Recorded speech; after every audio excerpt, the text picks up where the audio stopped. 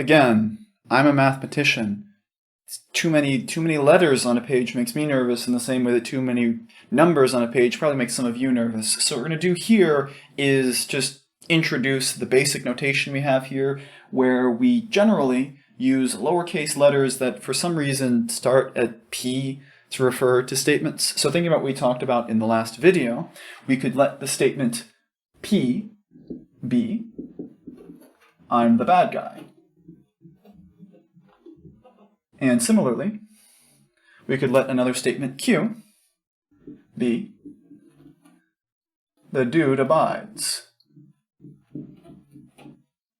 We just let that one letter be a stand-in there for the entire thing that's going on. And for now, it probably doesn't seem all that necessary or helpful. It just seems like mathematicians doing things to confuse normal people, which I get that, it does happen.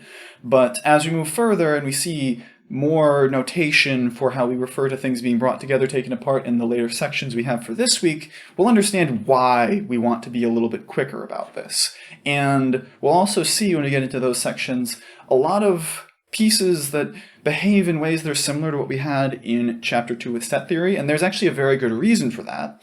It being what we're talking about in this chapter, as well as what we had in the last chapter, and things we'll see later in the semester, all fall under the same broad heading of what's called Boolean algebra, named for George Boole, who set a lot of the basic notations that we have for symbolic logic, set theory, and what we use in some forms of probability theory as well. So just try and remember what we did in chapter 2, and I think it will help some of the things we're doing here in chapter 3 as well, because it's a lot of the same language, just with some slight adjustments.